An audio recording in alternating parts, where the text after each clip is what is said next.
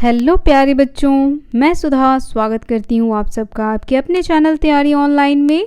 आज के इस वीडियो में हम पढ़ने वाले हैं कक्षा 10 के हिंदी पाठ्य पुस्तक संचयन भाग 2 का दूसरा अध्याय सपनों के से दिन, जिसके लेखक हैं गुरदयाल सिंह जी। और यह उनके आत्मकथा का अंश है जिसमें उन्होंने अपने बचपन की यादों को हमारे साथ साझा किया है। अब तक के वीडियो में बच्चों हमने उनके स्कूल से संबंधित कुछ बातें जानी, जिसमें उन्होंने अपने प्रिंसिपल और पीटी मास्टर प्रीतम चंद के बारे में बताया है कि उनके प्रिंसिपल शर्मा जी और जो उनके पीटी टीचर थे, कौन थे पीटी टीचर? प्रीतम चंद। दोनों का स्वभाव जो है वह बिल्कुल ही क्या था, विपरीत था। एक बच्चों से प्यार करते थे, प्यार से पढ़ाते थे, और दूसरे बच्चों की छोटी छोटी गलतियों पर बहुत ज़्यादा गुस्सा करते थे। और उन्हें पीटी टीचर अच्छे भी लगते थे। कब? जब वह उन्हें पीटी कराते और 1 2 3 करते रहते और बच्चे जो हैं वह फ्लैग को क्या करते, लहराते रहते। और जब वह अच्छा करते और वह उन्हें शाबाशी देते तब लेखक को और भी अच्छा लगता।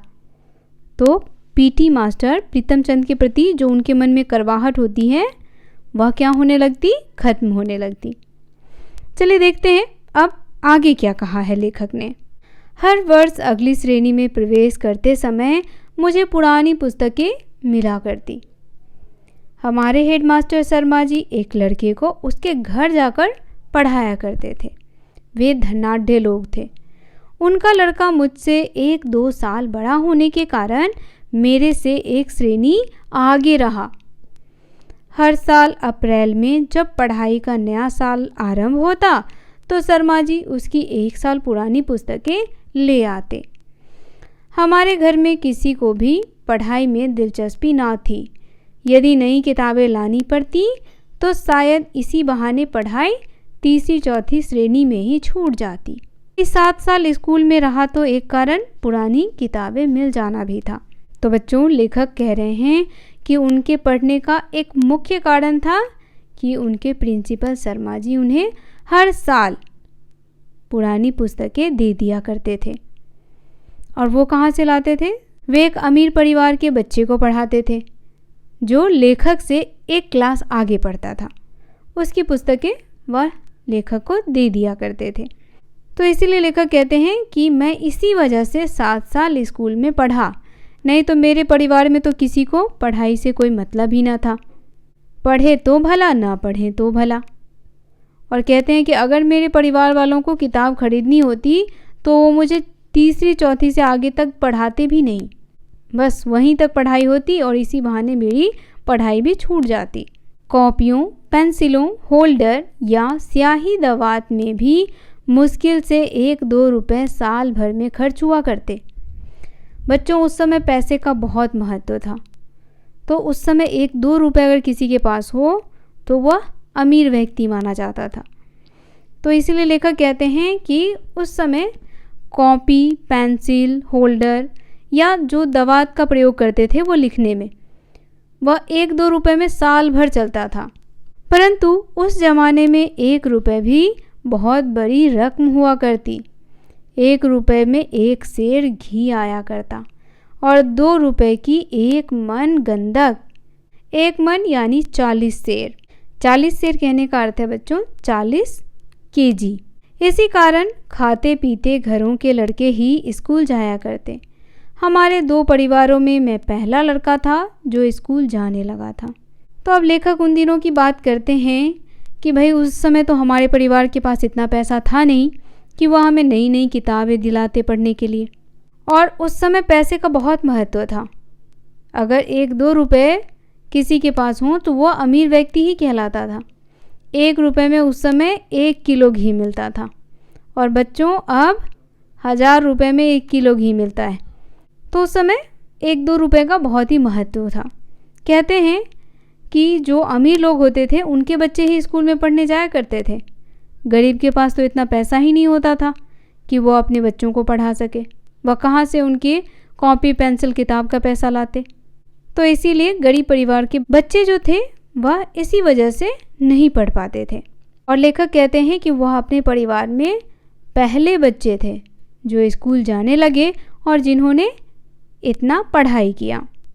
परंतु किसी भी नई श्रेणी में जाने का ऐसा चाव कभी भी महसूस नहीं हुआ जिसका जिक्र कुछ लड़के किया करते। अब कहते हैं कि जब भी नया श्रेणी आता था, यानी जब भी हम नए अगले क्लास में जाते थे, तो मेरा मन इतना उत्साहित नहीं होता था। अगले क्लास में जाने के प्रति इतना उत्साह उनके अंदर नहीं होता था जितना कुछ अन्य लड़कों को होता था। अजीब बात थी, मुझे नई कॉपियों और पुरानी पुस्तकों से ऐसी गंध आने लगती कि मन बहुत उदास होने लगता।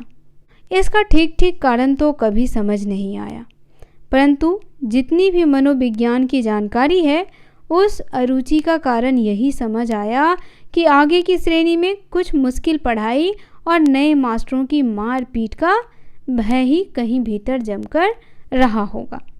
तो बच्चों, यहाँ लेखक बता रहे हैं कि उन्हें अगली क्लास में जाने का उतना उत्साह नहीं होता जितना उनके क्लास के कुछ अन्य लड़कों का होता था।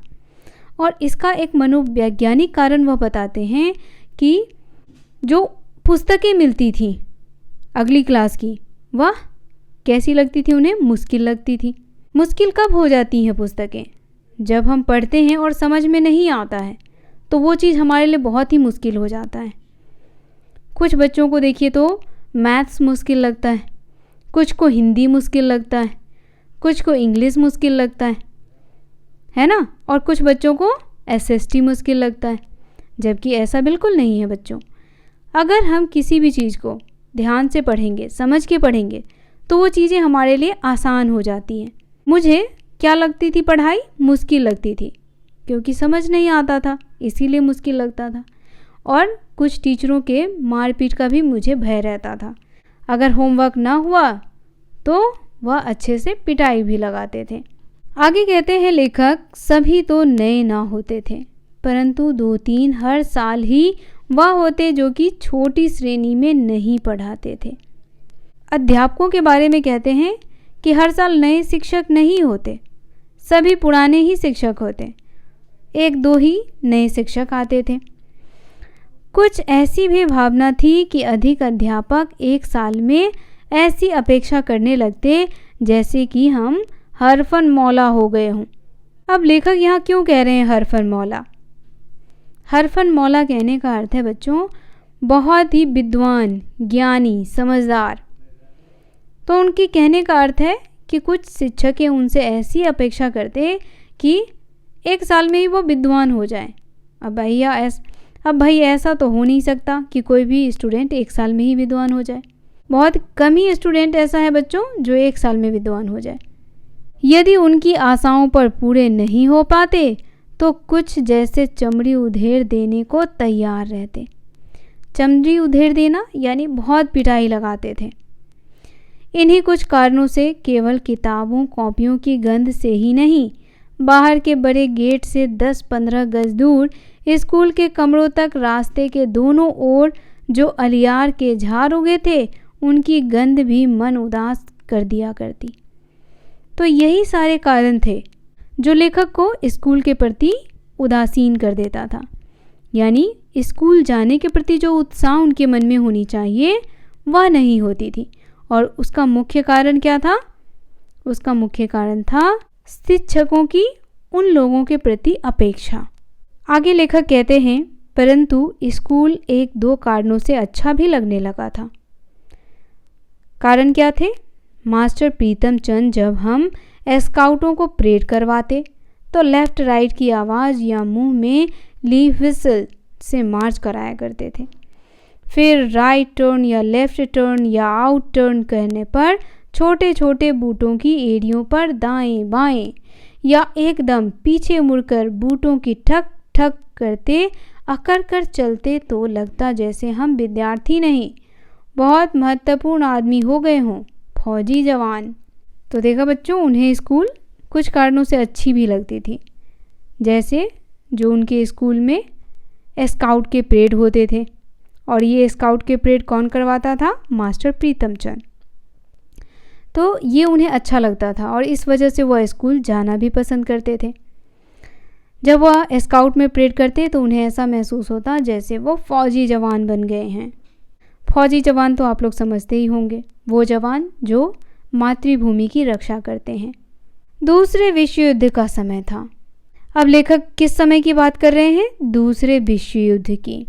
दूसरा विश्व युद्ध जो है बच्चों, वह शुरू हुआ था 1 सितंबर 1939 में।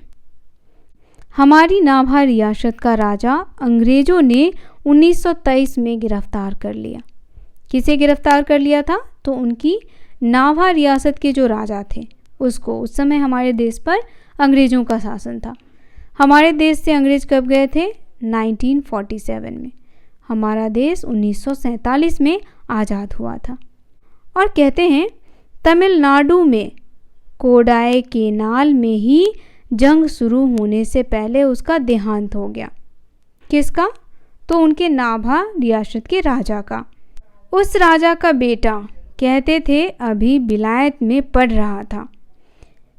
विलायत कहने का अर्थ है बच्चों दूसरे देश में, जिसे हम इंग्लिश में फॉरेन कंट्री कहते हैं।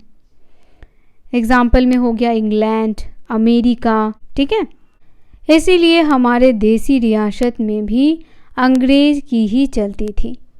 फिर भी राजा के न रहते अंग्रेज हमारी रियासत के गांवों में जबरन भर्ती नहीं कर पाया। तो अब कहते हैं कि जब राजा ही नहीं था तो अंग्रेज चाह कर के भी गांव के लोगों को कहाँ भर्ती नहीं कर पाया? फौज में भर्ती नहीं कर पाया। लोगों को फौज में भर्ती करने के लिए जब कुछ अफसर आते तो उनके साथ कुछ नौटंकी वाले भी हुआ करते। वे रात को खुले मैदान में सामियाने लगाकर लोगों को फौज के सुख आराम बहादुरी के दृश्य दिखाकर आकर्षित किया करते। तो अब बच्चों देखिए, उस समय द्वितीय विश्व युद्ध जो है वह शुरू था। तो अंग्रेज चाहते थे कि कुछ भारतीयों को फौज में शामिल किया जाए, लेकिन अब राजा नहीं था तो कोई भी गांव के लोग जो हैं वह फौज में शामिल नहीं होना चाहते थे। तो अंग्रेज़ों ने एक दिमाग लगाया कि हम क्या करें? नौटंकी, यानी लोगों को नाटक दिखाएं। किससे संबंधित? फौजियों से संबंधित। उन्हें जो सुख सुविधा मिलता है उससे संबंधित, और उन्हें आकर्षित करें ताकि वो इन सारी चीज़ों को देखें और आकर के भर्ती हो जाएं। किस में? फौज में। उनका एक गाना था जो लेखक को अभी भी याद है। देखिए बच्चों, वो गाना था भर्ती हो जा रे रंगरूट, भर्ती हो जा रे, अठे मिले से टूटे लीतर, उठे मिलेंगे बूट। भर्ती हो जा रे रंगरूट, भर्ती हो जा रे, अठे पहन ले फटे पुराने, उठे मिलेंगे सूट। तो बच्चों, वो नौटंकी वाले कौन सा गाना गाया करते थे वो आज भी लेखक को याद है। तो बच्चों, अंग्रेज जो थे वह लोगों को फौज में भर्ती कराने के लिए जो नौटंकी चलाते थे उसमें इस तरह के गीत गाए जाते थे, जिसमें उन्हें वह लोभ लालच दिया जाता था कि तुम यहाँ जो टूटे लीतर पहनते हो वहाँ तुम्हें अच्छी अच्छी पहनने को बूट मिलेंगे, है ना। जो तुम फटे पुराने कपड़े पहनते हो वहाँ तुम्हें सूट मिलेंगे। तो इस तरह से वह उन्हें लुभाने की कोशिश करते थे, क्योंकि अंग्रेज़ों को सैनिकों की आवश्यकता थी उस समय। और इस तरह से आकर्षित होकर कुछ जो नौजवान थे वह फौज में भर्ती हो भी जाते थे। लेखक कहते हैं कभी कभी हमें भी महसूस होता कि हम भी फौजी जवानों से कम नहीं। इसे महसूस होता था लेखक को। जब वह परेड करते थे तो उन्हें ऐसा लगता था, धोबी की धुली वर्दी और पॉलिश किए बूट और जुराबों को पहने जब वह स्काउटिंग की परेड करते तो लगता कि वह क्या है? फौजी हो गए हैं। मास्टर प्रीतम चंद को स्कूल के समय में कभी भी हमने हंसते मुस्कुराते नहीं देखा। वो बहुत ही कड़क मिजाज के थे, कभी हंसते मुस्कुराते ही नहीं थे। अब कहते हैं कि उनका शरीर ठीक ना था, यानी वह कद के छोटे थे, दुबला परंतु गठीला शरीर था। और माता यानी चेचक जब हो जाता है बच्चों तो हमारे शरीर पे चेचक के दाग रह जाते हैं। तो कहते हैं लेखक कि उनके पूरे शरीर पर, उनके चेहरे पर माता के दाग थे, यानी चेचक के दाग से उनके चेहरे भरे हुए थे। उनकी आंखें बाज सी तेज, बाज की आंखों को देखा है ना, वो दूर से भी अपने शिकार को देख लेता है। तो वही कह रहे हैं कि उनकी आंखें बाज सी तेज थी, कहीं भी रहते अगर हम गलती करते तो वो वहीं से हमें देख लेते थे। खाकी वर्दी पहनते, चमड़े के चौड़े पंजों वाले बूट पहनते। सभी कुछ कैसा लगता? भयभीत करने वाला। यानी उनके पहनावे ओढ़ावे को भी देख करके लेखक को डर सा लगता था। उनके बूटों की ऊंची एड़ियों के नीचे भी खुड़ियां लगी थीं, जैसे तांगे के घोड़े के पैरों में लगी रहती हैं। जैसे आप लोगों ने लड़कियों के सैंडल में देखा होगा हील, उसी प्रकार से जूतों में भी थोड़ा लगा होता है, जिसको पहनने से हाइट थोड़ी सी ऊंची हो जाती है। और कहते हैं कि उनके जूते के अगले हिस्से में पंजों के नीचे मोटे सिरों वाले कील ठुके होते। यदि वह सख्त जगह पर भी चलते तो खुड़ियों और कीलों के निशान वहाँ भी दिखाई देते। हम ध्यान से देखते, इतने बड़े और भारी भारी बूट पहनने के बावजूद उनके टखनों में कहीं मोच नहीं आती। और उनको देखा देखी उन्हें भी इच्छा होती उनके जैसे बूट पहनने की। वह भी अपने माता पिता से जिद करते वैसे बूट दिलाने के लिए। तो माता पिता क्या कहते कि इसको पहनने से टखने जो हैं वह खराब हो जाएंगे। तो बच्चे हैं भाई, तो उनके मन में एक ख्याल तो आएगा ही कि भाई पीटी टीचर पहनते हैं, उनके टखने तो खराब नहीं हुए, फिर हमारे कैसे हो जाएंगे। हम सभी बचपन में ऐसा ही सोचते हैं ना। अगर हम किसी चीज़ के लिए जिद करते हैं और माता पिता हमें ना दे तो हमें क्या लगता है, वो ऐसा करते हैं तो उनके साथ कुछ नहीं होता और हम करेंगे तो हमारे साथ ऐसा हो जाएगा, है ना। ऐसी बातें हमारे मन में आने लगती हैं। आगे लेखक बता रहे हैं कि मास्टर प्रीतम चंद से हमारा डरना तो स्वाभाविक था, परंतु हम उनसे नफरत भी करते थे। भाई डरते तो अलग थे और नफरत भी करते थे, उन्हें देखना ही पसंद नहीं करते थे और हमेशा भगवान से यही कहते थे कि वो कभी हमारी क्लास में आए ही ना। कारण तो उसका मारपीट था। वह जो बच्चों को बड़ी बेरहमी से मारते थे, यही कारण बताया हूँ उन्होंने। हम सभी को वह दिन नहीं भुला पाया जिस दिन वह हमें चौथी श्रेणी में फारसी पढ़ाने लगे थे। क्या पढ़ाते थे बच्चों? फारसी। जब हम चौथी पाँचवीं श्रेणी में आते हैं बच्चों, तो हमें कुछ लैंग्वेज सिखाए जाते हैं। कुछ बच्चों को फ्रेंच सिखाया जाता है, कुछ बच्चों को उर्दू सिखाया जाता है, कुछ बच्चों को संस्कृत सिखाया जाता है। तो इस प्रकार के सब्जेक्ट जो हैं वह हमें अगले क्लास में पढ़ने को मिलता है। तो यहाँ लेखक को भी चौथी श्रेणी में क्या पढ़ना था? फारसी। और कौन पढ़ाते थे? तो प्रीतम चंद। हमें उर्दू का तो तीसरी श्रेणी तक अच्छा अभ्यास हो गया था, परंतु फारसी तो अंग्रेजी से भी मुश्किल थी। अब भाई तीसरी श्रेणी तक तो उर्दू उन्हें अच्छे से आती थी, लेकिन फारसी अब उन्हें आ ही नहीं रही थी। कहते हैं अंग्रेजी से भी मुश्किल लग रहा था। अभी हमें पढ़ते एक सप्ताह भी ना हुआ होगा कि प्रीतम चंद ने हमें एक शब्द रूप याद करने को कहा। शब्द रूप तो हम सभी ने याद किया बच्चों संस्कृत में, है ना। हमें होमवर्क दिया जाता था, मुनि का शब्द रूप याद करके आना, बालक का शब्द रूप याद करके आना, है ना। तो शब्द रूप तो आप लोगों ने भी याद किया होगा। तो लेखक कहते हैं कि हमें फारसी पढ़ते हुए एक सप्ताह भी नहीं हुआ था और हमारे पीटी टीचर प्रीतम चंद ने हमें क्या होमवर्क दिया? शब्द रूप याद करने का। अब भैया प्रीतम चंद के बारे में तो आप लोगों ने इतना दूर तक सुना ही कि वो बहुत ही गुस्सैल टीचर थे।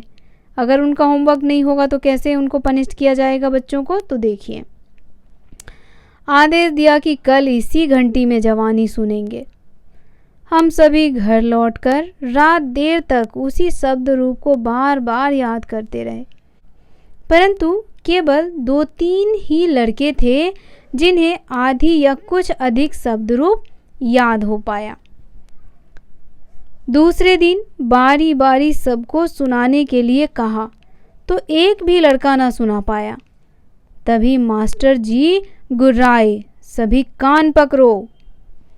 अब देखिए बच्चों, मैं आपको अपने स्कूल की बात बताती हूँ। हमारे स्कूल में एक बायोलॉजी के टीचर थे और हम उनसे बहुत डरा करते थे। वो जो होमवर्क देते हम घर से करके आते थे, वो बहुत ही स्ट्रिक्ट थे, हमें उनसे बहुत डर लगता था।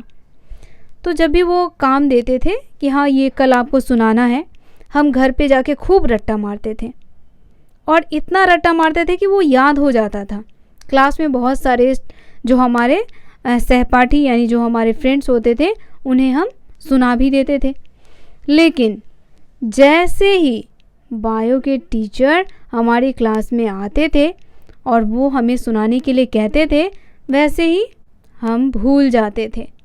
और उसके बाद तो बच्चों जो पिटाई लगती थी वो आज आप लोगों को शायद न लगती हो, लेकिन उस टाइम पे हम लोगों को बहुत पिटाई लगती थी। अगर हम याद नहीं करते तो कभी कभी बेंच पे भी खड़ा कर दिया जाता था। तो क्या आप लोगों के साथ कोई ऐसा अनुभव है? तो आप हमें कमेंट करके बताएं। आप अपने अनुभवों को बेझिझक हमारे साथ साझा करें, क्योंकि यही यादें हमें हमेशा याद रहता है, स्कूल के उन दिनों की यादें। तो बच्चों, आज की ये कहानी यहीं समाप्त करते हैं। कहानी आपको कैसी लगी कमेंट करके बताना बिल्कुल भी ना भूलें, और आप अपनी ऐसी यादों को हमारे साथ साझा करें। वीडियो पसंद आया हो तो इसे लाइक करें, शेयर करें और हमारे चैनल को सब्सक्राइब करना बिल्कुल ना भूलें। मिलते हैं आपसे अध्याय के अगले भाग में। तब तक के लिए आप सभी का धन्यवाद।